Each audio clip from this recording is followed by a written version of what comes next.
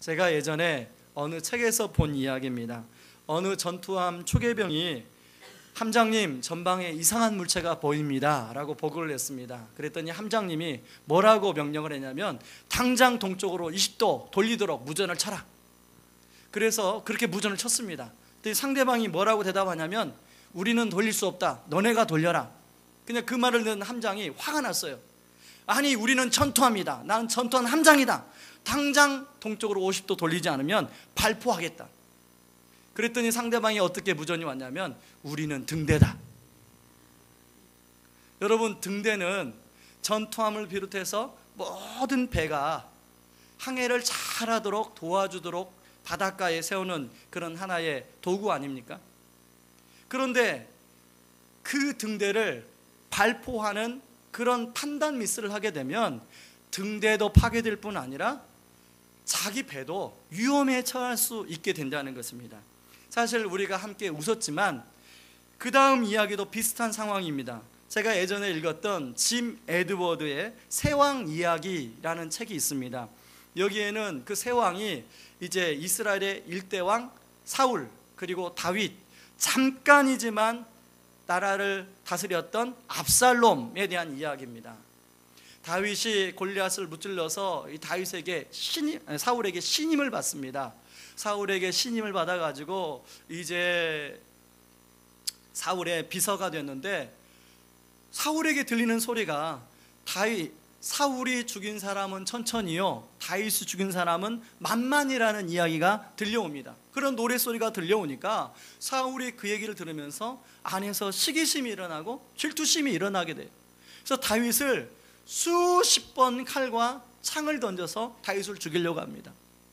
아마 저 같았으면 사울이 자기를 죽이려고 그렇게 했으면 저는 그 중에 몇 번이라도 그 칼을 다시 사울에게 던졌을 것입니다. 그런데 다윗은 거기에 저항하지 않았어요. 그걸 있는 그대로 하고 결국은 못 견디다 싶어서 도망을 갔습니다. 그랬더니 정예 병사 3,000명을 뽑아가지고 다윗을 또 죽이려고 쫓아다니는 거예요. 그렇게 해서 이제 사울이 전쟁터에서 어떻게 해서 전사를 하고 다윗이 왕이 되었습니다. 다윗이 왕으로서 40년을 통치하고 늙음악한 시점에 자기 아들 압살롬이 반역을 일으킵니다. 그런데 그 압살롬이 반역을 일으키는데 그 반역 앞에 다윗이 아무런 저항을 하지 않고 그 왕위를 그냥 압살롬한테 물려주는 거예요. 내주는 거예요. 부하들이 물어봅니다. 왕이시여, 왜 저항을 하지 않습니까? 그랬더니 다윗이 뭐라고 대답하냐면 이런 상황이 하나님의 뜻일지도 모른다. 나는 내가 그 왕위를 차지하는 게 중요한 게 아니라 나는 하나님의 뜻을 구하는 데 더 관심이 있다. 그의 책 121페이지에 읽어보면요, 이렇게 나옵니다. 나는 그분의 능력이 아니라 그분의 뜻을 구하네. 다시 말하지, 나는 지도자의 위치를 갈망하는 것보다 그분의 뜻을 갈망하네. 저는 그 책을 읽으면서도 오래전에 읽은 책인데 참 인상 깊은 내용이 남아있는데요, 어떤 내용이냐면 저자가 그렇게 얘기합니다. 다윗 역시 사울처럼 그렇게 아주 나쁜 왕이 될 수 있었는데 사울이 다윗을 그렇게 괴롭혔기 때문에 다윗 안에 있는 그런 사울의 나쁜 모습을 죽일 수가 있었다. 그래서 그런 나쁜 왕이 아니라 의로운 왕이 될 수 있었다. 그러나 압살롬은 그런 사람들이 전혀 없기 때문에 그들은 자기 안에 있는 사울 때문에 그런 나쁜 왕이 될 수밖에 없었다. 여러분, 그 저자의 분석이 맞다면 그게 하나님의 뜻 아닙니까? 그렇다면 다윗이 사울로부터 또 압살롬부터 그렇게 공격을 받을 때 그 저놈들 저희 왼수, 그 저놈들은 나의 적이다 하고 같이 대항했더라면 그런 하나님 뜻은 이루어질 수가 없는 거예요. 그건 판단 미스죠. 그러나 다윗이 그들이 공격할 때 그래, 저렇게 공격함으로 말미암아 나는 좀 힘들지만 저들이 결국은 나에게 유익을 줄 수도 있다라는 판단이 하나님 입장에서 맞는 판단이라는 것입니다. 그런데요, 우리가 살아가면서 마치 그 함장이 등대를 파괴해라 하는 것처럼 그런 판단 미스를 할 때가 많아요. 어떤 사람이 나를 힘들게 하고 어떤 사람이 나를 괴롭게 하면 그게 분명히 하나님이 그를 도우미로 그렇게 허락하셨는데 마치 판단 미스를 해서 왼수처럼 생각하고 적처럼 생각해서 그걸 공격하고 파괴하려는 그런 식의 생각을 하는 경우가 우리 많이 있지 않습니까? 오늘 본문에 보면 요한의 제자들이 그런 판단 미스를 하고 있어요. 이제 그동안에 세례를 받던 사람들이 예수님께로 다 가는 거예요. 요한의 제자들 입장에서는 그 마음이 안 좋죠. 왜냐하면 그동안에 이제 자기 그 스승 밑에서 많은 사람들이 세례를 받았는데 이제 그 사람들이 썰물처럼 예수님께로 다 몰려가니까 그런데 그 마음 좋지 않은데 거기에서 한 유대인이 마음에 불을 지르는 거예요. 논쟁을 여기서 폈다고 하는데 야 봐라, 이제 니네 스승은 인기가 사그라들고 예수님한테로 다 간다. 그러니까 이 요한의 제자들이 그 얘기를 듣고 좀 마음에 충동을 받았나 봐요.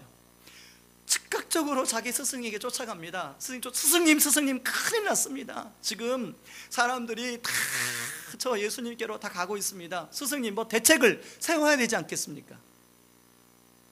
만약에 요한의 제자들이 여러분의 요한이라고 생각하고 여러분에게 그런 보고를 했다면 여러분은 어떤 대책을 세우겠습니까?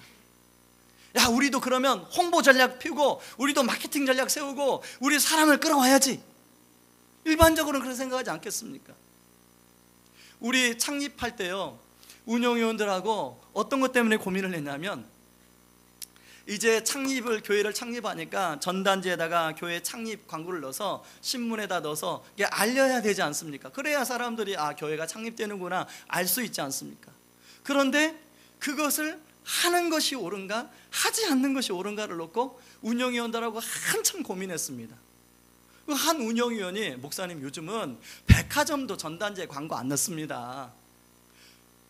그런데 저는 그 말을 듣고 제가 고민하면서 제가 그 전단지에 광고 들어온 다른 교회를 볼 때 제 느낌이 어땠냐면 뭐 교회까지 이래야 되나 이런 느낌을 많이 받았거든요, 옛날에. 그런데 제가 그렇게 하려고 하니까 그런 느낌을 받을 것 같아요. 그래서 고민을 하다가 안 했습니다. 안 알렸어요. 최근에는요, 그 연초가 되면 전화번호를 만들지 않습니까? 그 전화번호를 만들면서 그쪽에서 전화가 왔어요. 목사님, 의왕우리교회 맞으시죠? 네, 맞습니다. 전화번호 안 바꾸셨죠? 안 바뀌었습니다. 그런데요, 교회 이름을 좀 크게 넣어드리고 싶은데 크게 넣으면 얼마입니다. 목사님 하시겠습니까? 그래서 제가 개척할 때부터 지금까지 안 했습니다. 그때도 전화 왔는데 그때도 안 했습니다. 그래서 제가 저희는 안 하기로 했습니다. 그랬더니 그 전화 주신 분이 저한테 다른 교회는 다 하는데 왜 그 교회는 안 하십니까? 그 자꾸 따져 묻는 거예요. 그냥 안 하기로 했습니다. 뭐 이유를 설명하려고 하니까 그분한테 어떻게 이유를 설명할 수가 없더라고요. 그냥 안 하기로 했습니다. 근데 그냥 그러고 전화를 끊었어요. 어떤 교회는 그분의 표현에 하면 그 뒷표지에다 크게 광고를 넣고, 어떤 교회는 또 글씨를 뭐 정제 형편이 안 되면 글씨를 또 크게 안에만 넣고 그렇게 한다는 거예요. 그러니까 우리만 안 하니까 그분 입장에서는 이상하게 보인 거죠. 자기는 좋은 정보를 준다고 지금 줬는데 우리는 안 한다고 하니까. 여러분, 요한은 오늘 제자들이 사람들이 지금 다 예수님께로 갑니다. 대책을 세워야 되지 않겠습니까? 그렇게 말하는 그 요한의 제자들에게 요한이 뭐라고 대답하냐면, 너희들이 그 사람들이 더 많이 예수님께로 갈 수 있도록 도와줘야 된다, 이렇게 말을 하고 있는 거예요. 그 말씀이 몇 장 말씀입니까? 28절 같이 한번 읽어보겠습니다. 내가 말한 바 나는 그리스도가 아니요 그의 앞에 보내심을 받은 자라고 한 것을 증언할 자는 너희니라. 요한의 제자들의 상황을 판단한 상황인식과 그리고 요한이 지금 상황을 판단한 상황인식은 180도가 달라요. 요한은 그런 상황을 너무나 자기가 원하던 바람직한 현상이 일어나고 있다고 그렇게 바라보고 있는 거예요. 그러면서 요한의 제자들에게 한 비유를 듭니다. 신랑은 내가 아니라 예수님이고, 그리고 그렇게 예수님께로 가는 사람들은 신부들이고, 너희들은 신랑의 친구로서 그들이 가도록 도와줘야 된다. 나 역시도 신랑의 친구로서 그들이 예수님께로, 신랑인 대신 예수님께로 갈 수 있도록 도와줌으로 해서 난 그 기쁨이 너무 충만하다. 여러분, 그 유대인의 결혼 풍속에 쇼스빈이라는 이런 결혼 풍속이 있습니다. 이 쇼스빈이라는 풍속은 낮에 이제 축하객들이 와서 포도주를 마시고 결혼잔치를 할 때 그 신랑의 친구들이 분위기를 띄워요. 그 신랑의 친구 중에 뭐 거기에 이제 앞장서서 그렇게 분위기를 띄운 사람이 있지 않겠습니까? 그러면 다른 하객들이 오면 그 사람이 주인공 같아요. 어서 오십시오. 우리 결혼식 어서 오십시오. 막 분위기를 띄워요. 그러다가 밤늦게 신랑이 이제 와서 신부를 맞이할 때 그 신랑의 친구들은 너무너무 기뻐하는 거예요. 드디어 우리 친구 신랑이 신부를 맞이하는구나. 그때의 기쁨이, 신랑의 친구들의 기쁨은 가장 크다고 그렇게 성경 해석자가 이야기하고 있습니다. 지금 요한은 지금 사람들이 신랑 되신 예수님을 만나니까 자기는 그 기쁨으로 충만하다고 이야기하고 있어요. 그런데요, 그렇게 예수님의 들러리로서의 누리는 삶을 살았던, 그리고 그걸 기쁨으로 여겼던 그 요한에 대해서 성경 기자는, 하나님은 어떻게 보시냐면 누가복음 7장 28절 말씀을 한번 보시기 바랍니다. 같이 읽어보겠습니다. 내가 너희에게 말하노니 여자가 낳은 자 중에 요한보다 큰 자가 없도다. 하나님은 여자가 낳은 자 중에 가장 큰 자가 요한이다. 요한만한 자가 없다. 여러분, 우리가 사람이 하나님, 우리를 지으신 하나님 앞에 이런 평가, 이런 축복을 받는 게 얼마나 큰 축복입니까? 저는 우리들의 자녀들이 하나님 앞에 다 이런 축복받기를 바랍니다. 우리 성도님들이 다 이런 축복받기를 바랍니다. 그렇다면 우리가 이 들러리로서 기쁨을 누리기 위해서 우리가 어떻게 해야 되냐면, 첫 번째는 교만의 덫을 경계해야 된다는 것입니다. 25절 26절에 나오는 요한의 제자들의 모습을 보면은 예수님이 저기에요. 자기의 스승 요한이 신랑이라고 이 사람들은 생각을 했어요. 그런데요, 실제로 이 사람들의 마음을 보면 자기가 신랑 되고 싶어하는 마음의 동기가 있었습니다. 그러다 보니까 이제 유대인들하고 쓸데없는 논쟁을 하게 돼요. 여러분, 마음에 교만함이 찾아오면 불필요한 일에 에너지를 뺏기게 돼요. 불필요한 일에 마음을 쏟게 돼요. 시간을 낭비하게 돼요. 그런 요한의 제자들에게 요한이 뭐라고 불러서 이야기하냐면, 내가 말한 바 나는 그리스도가 아니요 그 앞에 보내심을 받은 자라 할 것은 증언할 자는 너희다. 그러니까 불필요한 데 에너지를 소진하지 말고 자신의 해야 할 일을 바로 알고 거기에 집중해라, 이렇게 말씀하고 있는 것입니다. 여러분, 교만함의 올무에 걸리게 되면요, 자신이 해야 될 중요한 일을 까먹게 됩니다. 대신 시기심과 질투심의 노예가 돼요. 그러므로 신랑의 음성을 듣는 친구가 누려야 될 기쁨을 누리지 못하고 불평, 불만으로 가득 차게 되고 염려로 가득 차게 돼요. 요한은 이 교만이라는 죄가 너무나 무서운 줄 알았기 때문에요, 누가복음 3장 7절 14절에 보면 이제 요한이 세례를 주니까 사람들의 변화가 나타납니다. 사람들이 이 사람도 변하고 저 사람도 변합니다. 그래서 이제 군인들도 와서 변화를 받고 그 악한 세리들도 와서 변화를 받고 많은 사람들이 말씀을 통해서 변화를 받아요. 그러니까 그 소문이 저 예루살렘까지 소문난 거예요. 예루살렘에서 조사단이 파견이 돼요. 야, 너 메시아 맞지? 사람들은 요한을 자꾸 메시아로 부추기고 있는 거예요. 여러분, 메시아 아닌 사람도 너 메시아 맞지? 너 메시아야 그러면 자기가 나름대로 메시아 되는 거예요. 이 궁중의 심리가 얼마나 그 매력이 있습니까? 그런데 요한은 그 교만의 덫이 얼마나 무서운 줄 알기 때문에 나는 그리스도가 아니다, 나는 메시아가 아니다, 아주 그냥 매섭게 칼로 자르고 있어요. 나 아니라니까. 대신 뭐라고 해요? 나는 광야에서 외치는 소리에 불과해. 여러분, 사도 바울이 사도행전 14장에 보면요, 루스드라에서 나면서부터 이제 걷지 못했던 사람을 고쳐주시는 사건이 나와요. 그 사건을 경험 안 하고 나서 사람들은 그런 걸 본 적이 없기 때문에 바나바를 제우스 신이라, 그리고 또 바울을 헤르메스 신이라고 막 부추기면서 이제 막 제단을 차려놓고 제사를 지내려고 그래요.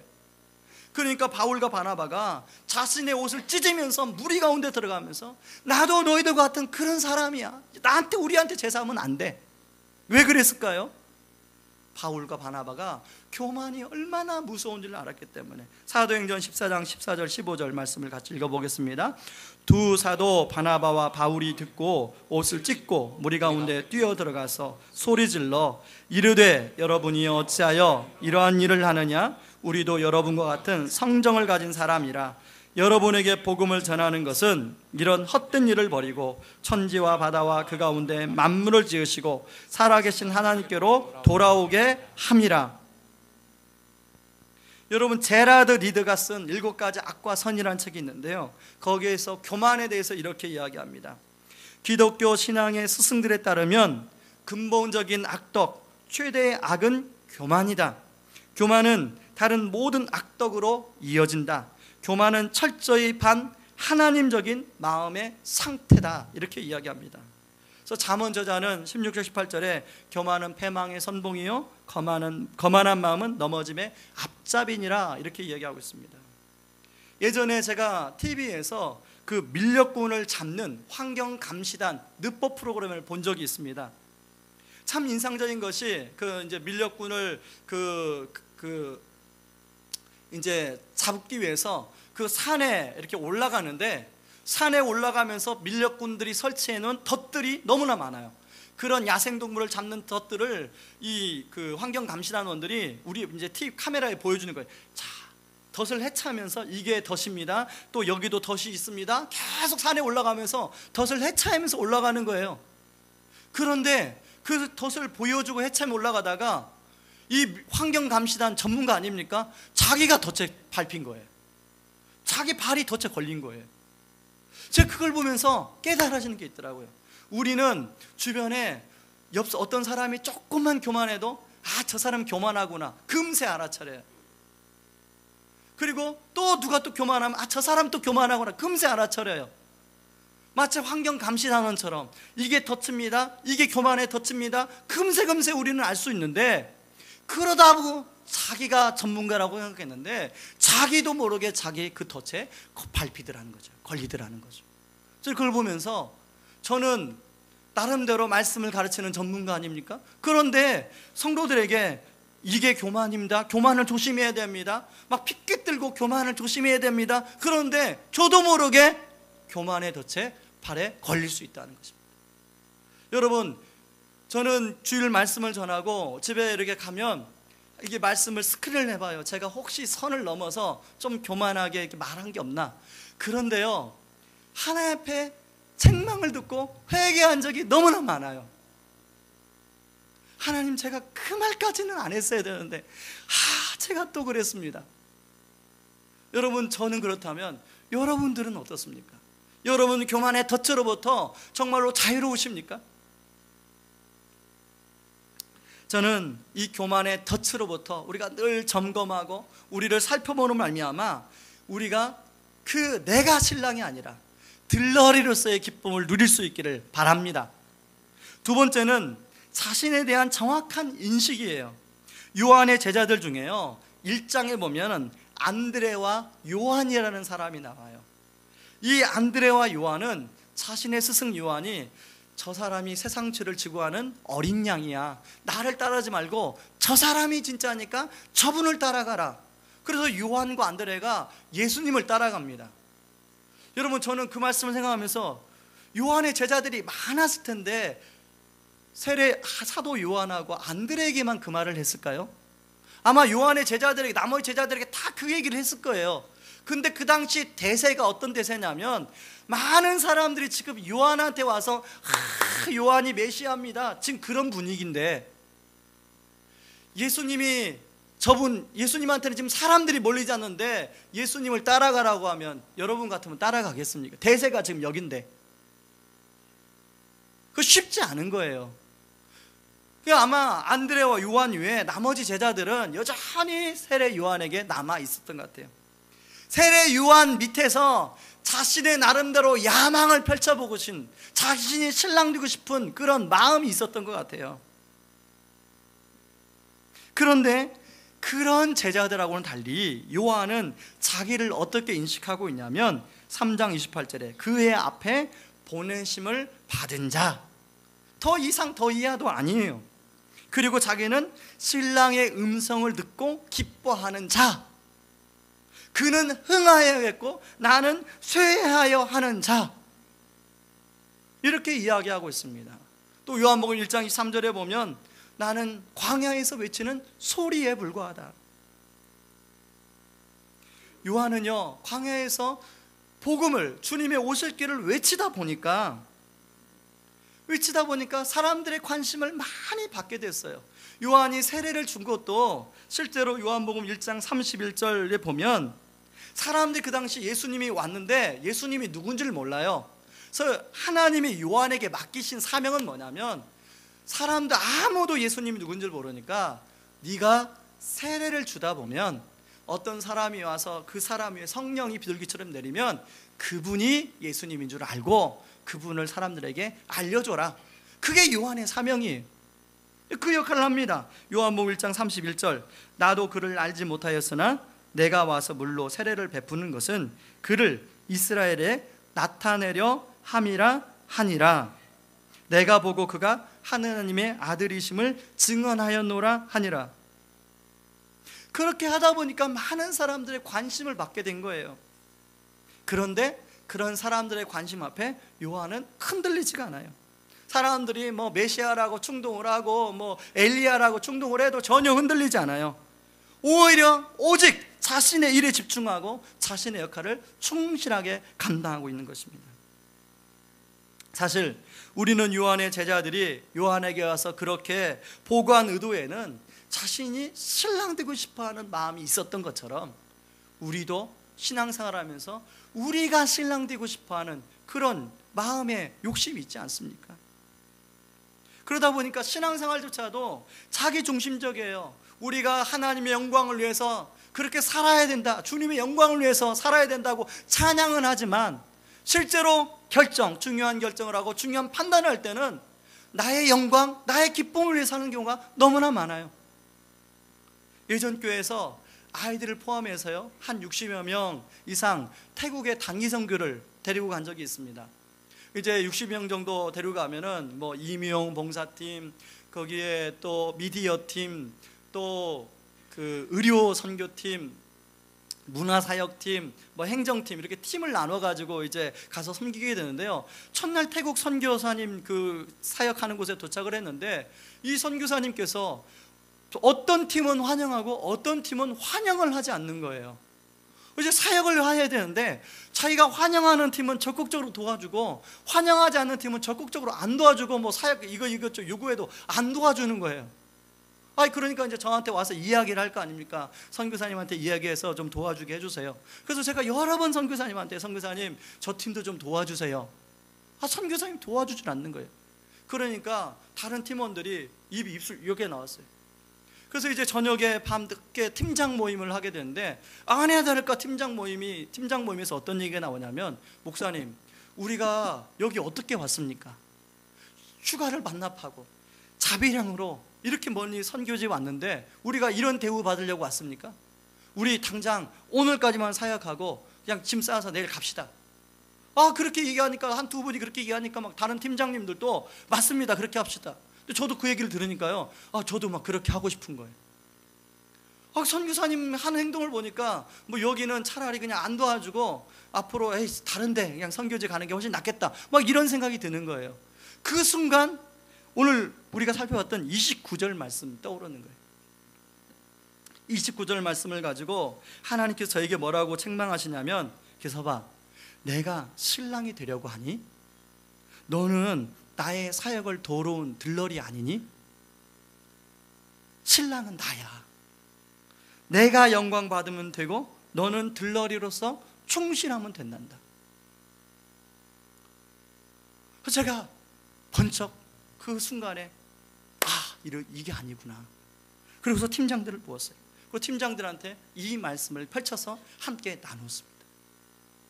우리가 참 선교를 놓고 기도하고 준비할 때 우리가 누구의 영광을 위해서 그렇게 준비했습니까? 우리가 주님의 영광을 위해서 준비하지 않았습니까? 그런데 우리가 지금 신랑으로서 우리가 대접 못 받는다고 우리가 하는 반응이 이거 올바른 반응이 아닌 것 같습니다. 우리는 들러리입니다. 선교사님이 어떻게 우리에게 반응하든 우리가 해야 할 역할만 우리가 주님 보고 최선을 다합시다. 그리고 하나님이 어떻게 우리를 평가하실지 한번 기대해 봅시다. 그래서 하루 이틀 3일 사역을 하게 됐습니다. 5일째가 주일이었어요. 주일째 이제 주일날은 예배를 드리기 전에 제가 우리 팀원들을 모았습니다. 그리고 경건의 시간에 이 말씀을 함께 더 나누면서 주님이 우리가 들러리로서 섬기도록 하셨는데 우리가 오늘 예배 드릴 때 우리의 물질을 가지고 우리의 마음을 한번 표현합시다. 들러리로서 우리 주님 신랑 되신 주님께 우리 마음을 한번 드려봅시다. 우리가 가지고 온 현금 하나도 남김이 없이 다 헌금하고 갑시다. 그렇게 이제 제가 같이 권면을 했습니다. 그랬더니 이제 주일 예배 드리고 헌금을 이렇게 이제 개수한 걸 제가 보고를 들으니까요. 제가 한 6번 그렇게 팀을 데리고 단기 선교를 갔다 왔는데 간정 중에 가장 많은 헌금이 나왔어요.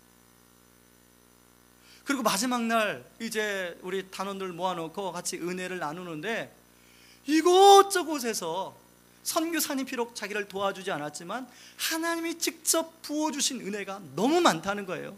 막 그런 기쁨으로 간증을 이야기하는데 시간 갈 줄 모르는 거예요. 제가 그러면서 야, 우리가 들러리로서 우리 역할만 충실하게 잘 감당해도 이렇게 귀한 은혜를 하나님이 우리에게 부어주시는구나. 이게 바로 세례 요한이 누렸던 들러리의 기쁨이구나 라는 걸 깨닫게 되었습니다.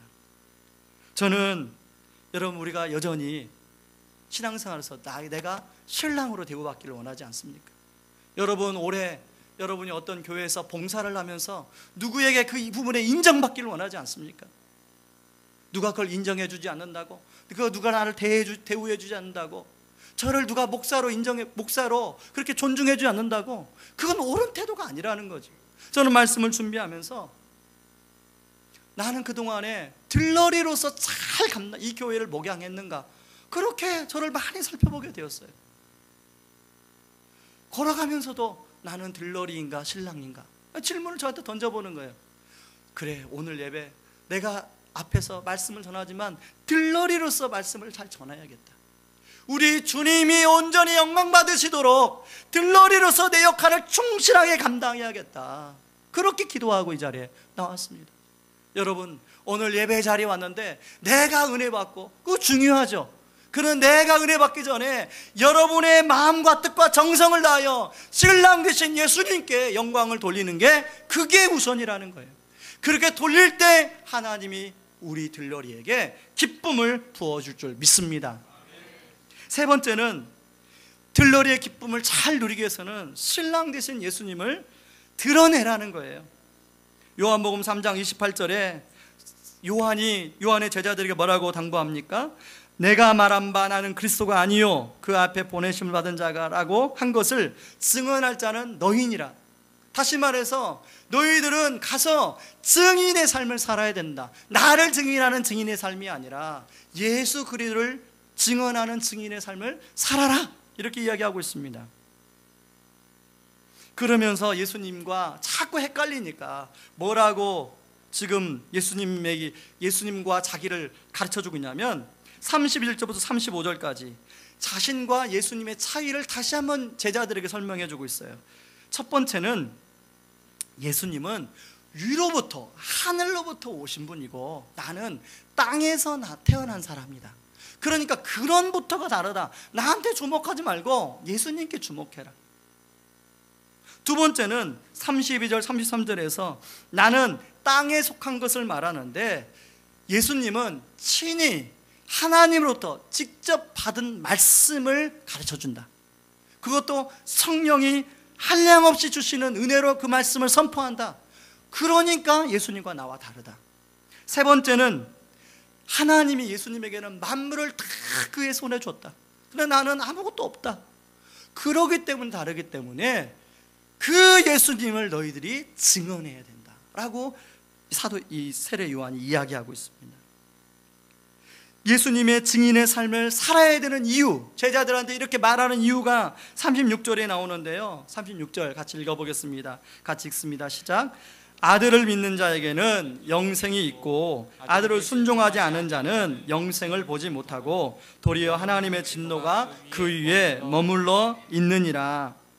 이 말씀을 지난주 버전으로 말하면 예수님을 마음으로 받아들이는 자는, 구주와 주님으로 받아들이는 자는 하나님 나라의 삶을 누리게 된다는 거예요. 영원토록. 그러나 예수님을 구주와 주님으로 받아들이지 않고 거부하는 사람은 하나님 나라를 누릴 수 없고 하나님의 진노를 받게 된다는 거예요. 세례 요한의 입장에서 한 사람이라도 하나님의 진노를 받지 않고 하나님 나라를 누리기를 원하는 거 아니겠습니까? 그러니까 너희들도 가서 빨리 그러고 해라 그런 거예요. 가서 증인의 삶을 살아라는 것입니다. 저는 이 세례 요한의 제자들에게 한 이 말씀은 바로 우리들에게 한 말씀이에요. 그러므로 우리도 예수님의 증인의 삶을 살 때 진짜 들러리가 가지는 기쁨이 무엇인지를 알 수 있다는 것입니다. 사랑의 교회는요, 사랑의 전도단이라는 그 전도 단체가 있습니다. 근데 보통 이런 기관은 교회에서 임명하고 담당자를 임명하고 그러지 않습니까? 그런데 저도 처음에 그런 줄 알았더니 그렇게 만들어진 게 아니라 광명옥 권사님이라는 분이 계시는데 이분이 복음을 전하다 보니까 사랑의 전도단이 만들어졌다는 거예요. 이 광명옥 권사님은 원래 이제 믿는 집안에서 이렇게 자랐는데 이제 영어 학원을 하다가 남편을 만났습니다. 근데 남편이 안 믿는 집안의 사람을 만났어요. 그것도 불교 집안. 그것도 종갓집이에요. 맏며느리로 시집간 거예요. 그래서 종갓집 맏며느리, 보통 종갓집이 아니고 모든 제사 다 챙기는 종갓집. 그래서 아무튼 열심히 제사를 섬겼습니다. 결혼 생활 10년 차가 됐는데 극심한 우울증이 찾아온 거예요. 그러던 차에 이 병원 다니고 저 병원 다녀도 낫지 않은 차에 친정에서 다시금 복음을 소개하고 다시금 그래서 신앙생활을 하게 된 거예요. 그러면서 하나님의 은혜를 누리게 되니까 우울증에 치료되는 경험을 하게 됐어요. 그렇게 자기가 은혜를 경험하니까 보이는 게 누가 보이냐면 시댁 식구들이 보이는 거예요. 시댁 식구들의 영혼이 보이는 거예요. 그래서 자기 남편도 복음을 전하고 시댁 식구들 다 자기 맏며느리니까 시댁 식구들 다 복음을 전하는데 딱 보살 시할머니 80세 되신 보살 시할머니가 워낙 고집이 세서 복음이 전해지지가 않더라는 거예요. 한 번은 이제 주일날 우리가 이번에 주일날 제사를 지내자 이렇게 선포했다는 겁니다. 여러분 다른 가족들 다 예수 믿는데 가장 어르신이 주일날 제사를 지내라. 그럼 어떻게 합니까? 제사를 지내야 되지 않아요? 그 가정 형편상.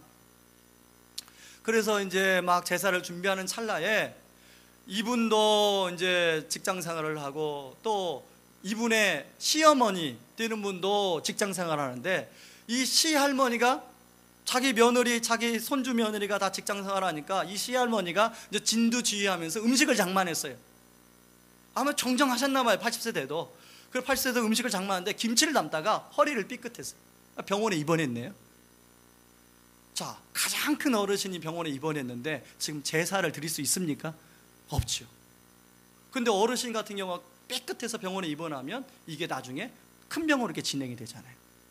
그래서 병원에 병문안 가서 간절히 간호하면서 복음을 전하기 시작했습니다. 처음에 여전히 거부하던 이 시할머니, 보살 시할머니께서 마음의 문을 열고 예수님을 받아들이게 됐어요. 그리고 자기가 그동안 섬겼던 부적단지 이런 것들을 다 다시 그 원래 절에 갖다 주고 예수를 믿기 시작했어. 그렇게 온 가족이 예수를 믿기 시작하니까 이제 다른 가족들이 다른 사람들이 눈에 보이는 거죠. 그래서 만나는 사람마다 우울증 걸린 사람, 어떤 사람 만나는 사람마다 복음을 전하다 보니까 목사님 우리 교회도 이런 게 필요합니다. 저만 복음 전하는 게 아니라 사람들을 같이 하고 싶습니다.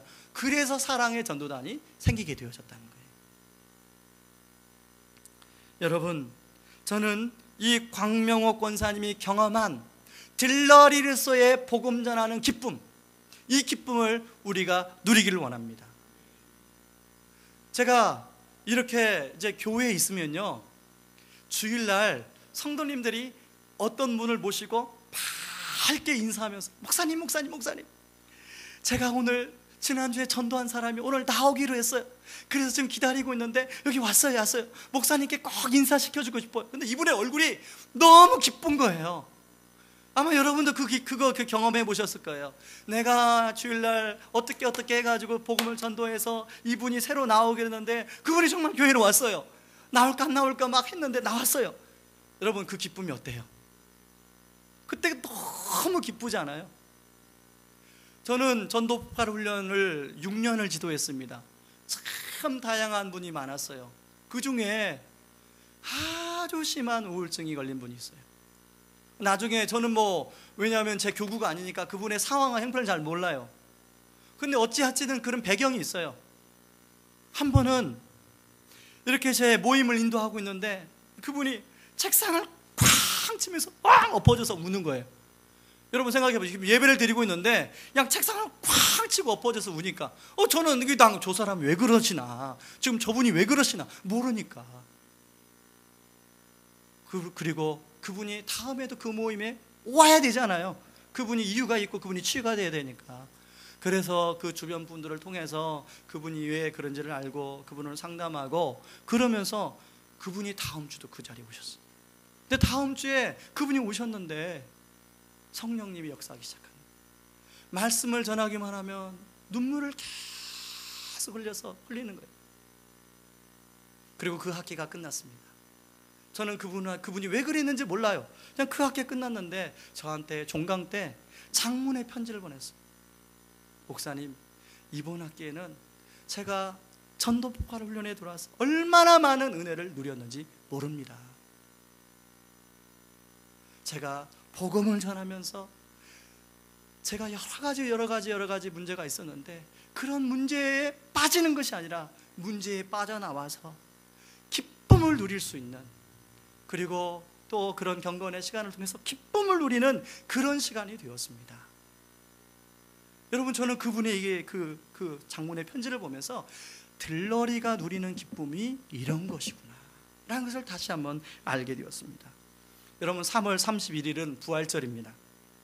부활절에는 우리가 계란을 선물하며 우리 태신자들에게 이제 어떤 분에게 계란을 선물할까 마음을 찜하는 날이에요. 그분은 몰라요. 내가 그분에게 복음을 전하고 싶다 하는 마음에 찜하는 날이 저는 부활절이라고 생각합니다. 그래서 여러분이 지금 어떤 분에게 찜할지, 어떤 분에게 이 귀한 복음을, 예수님을 증거할지를 지금부터 품고 기도하시기 바랍니다. 하나님, 저도 그래서 들러리의 기쁨을 저도 누릴 수 있는 그런 은혜를 주시옵소서. 그런 은혜가 있기를 주님의 이름으로 축원합니다. 우리 시간에 같이